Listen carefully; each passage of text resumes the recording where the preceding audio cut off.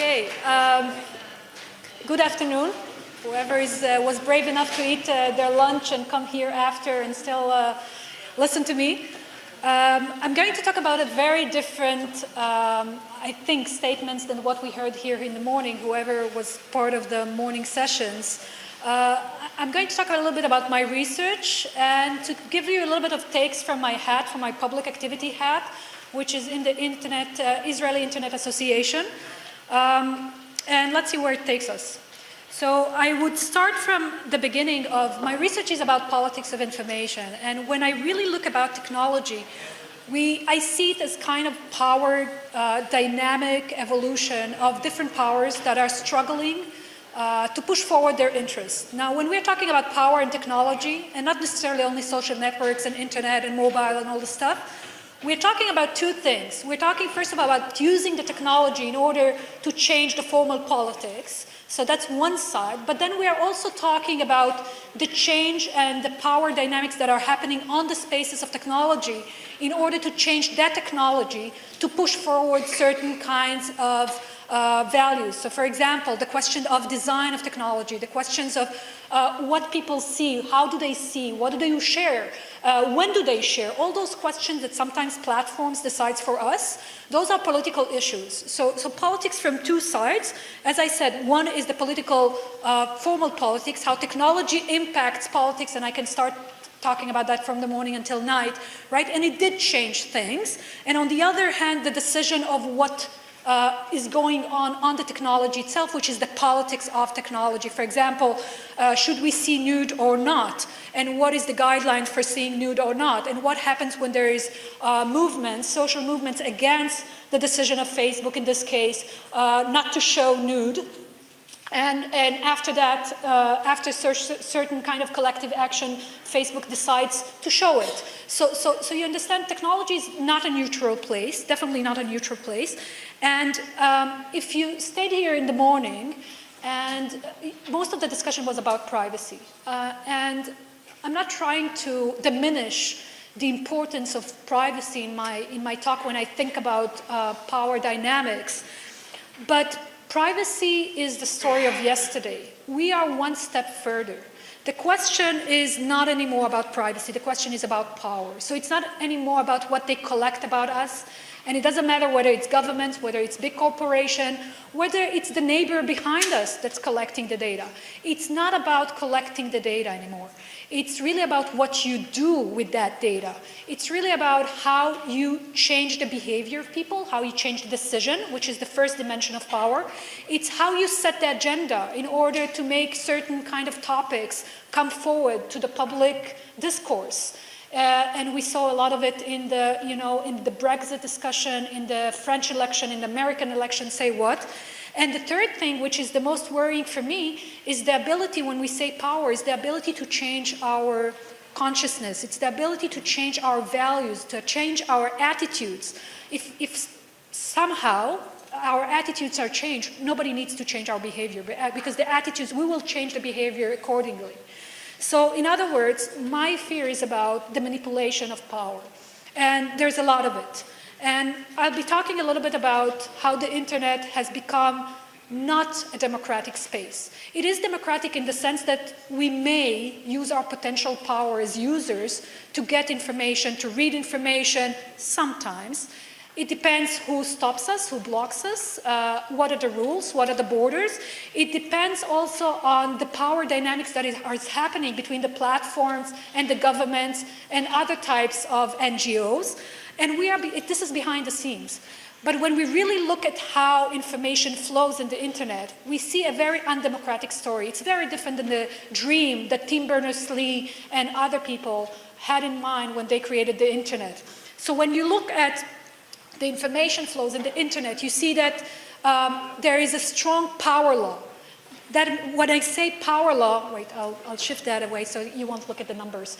But when I'm talking about power law, I'm talking about how few numbers of suppliers are basically controlling the attention of most of the people.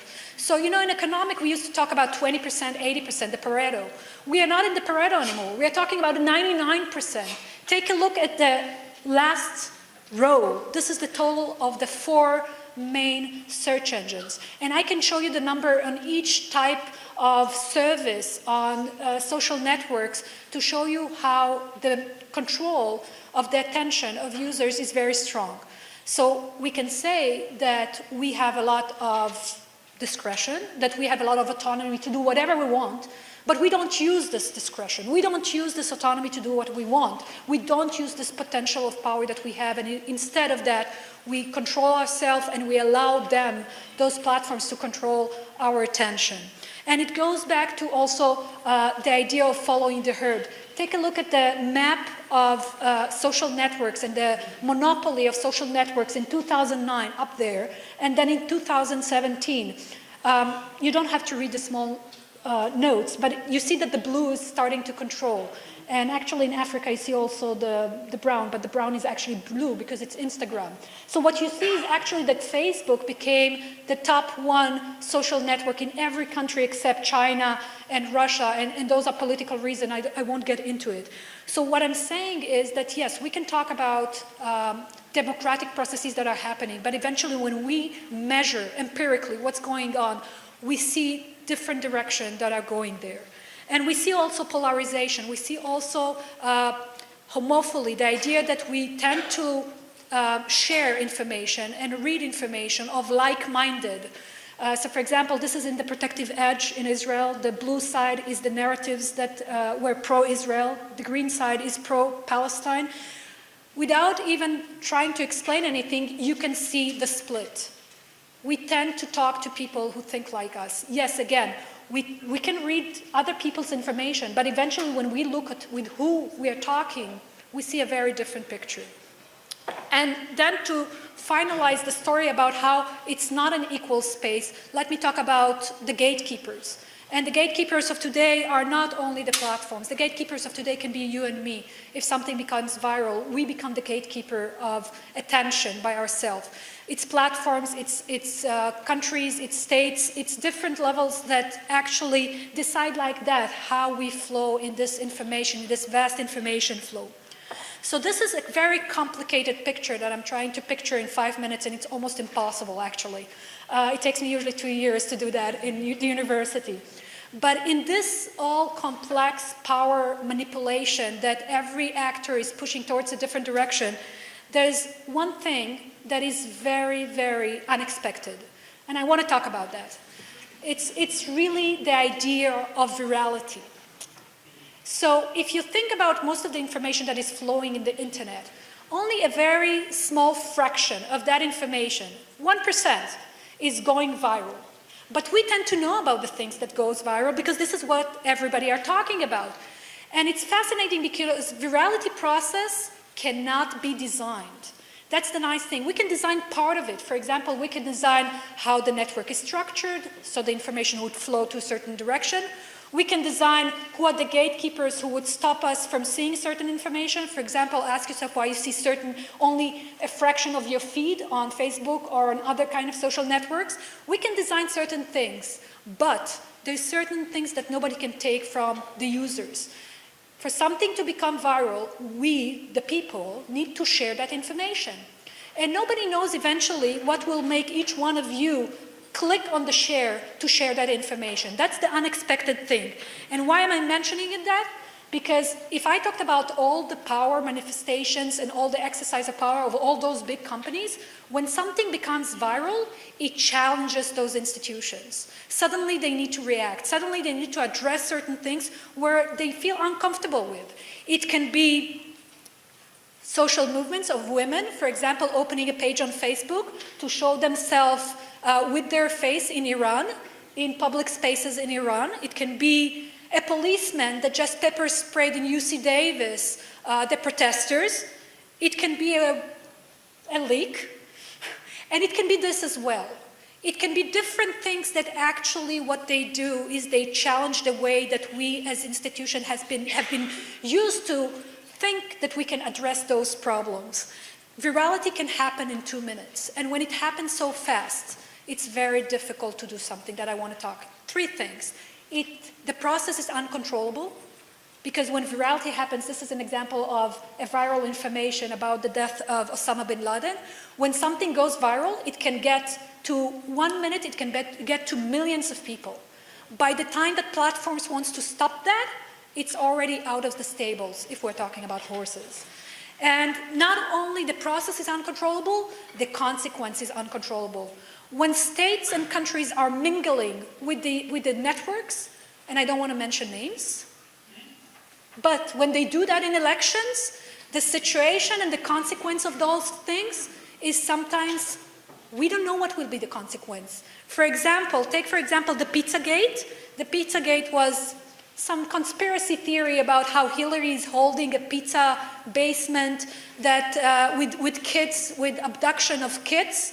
You are laughing, but it ended with a guy that went to Washington, D.C. and tried to shoot and find this basement and started to shoot people. So we're talking about uncontrollability of the process, but also of the consequence. And finally, when we're talking about disinformation and misinformation, and this we've seen in my lab again and again, it's very easy to talk about disinformation when it's a regular time, because the institutions have time to correct themselves. If I'm saying right now that it's night, probably one of you would get outside of the hall that we're sitting, will return and say to everybody, she doesn't know what she's talking about. It's right now, it's morning. It's 2 o'clock in the afternoon. It's lie. And then you would look at me as if I'm a liar. But when we're talking about crisis time, when we're talking about wars, when we're talking about exception times like elections, the system doesn't have time to correct itself. And I don't need to tell you what happened in the elections of the US. Take a look at the agenda. Remember that the second dimension of power is setting the agenda? Look at the email scandal, how it captured the agenda for the whole thing. Okay, so the ability to manipulate the agenda, you're talking to me about privacy, I'm talking about one step further.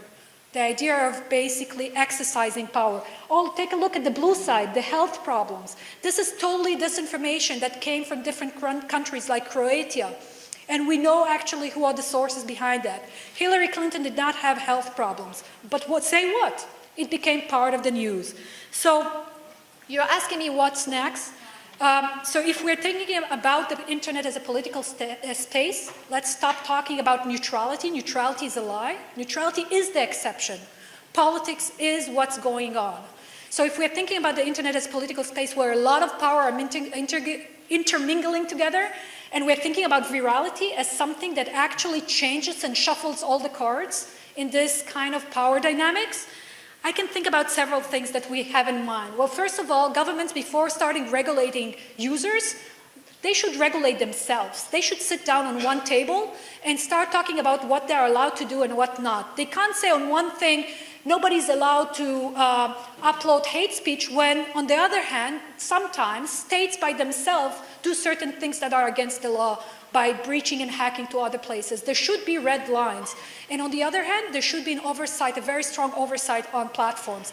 Not necessarily by the state regulation that is all the time there. State can be one actor, but it should be an oversight where the public should have a say, where we can actually go and see what's going on inside those platforms, why certain speech and when certain speech should be regulated or not. You know, regulation is a tough situation. It's very hard to balance those things. I've done an experiment with my lab where I got different content, and I had to decide whether it's harassment, whether it's incitement. It was very difficult. We were 3 people in the room. Each one had different opinions about what we are talking about.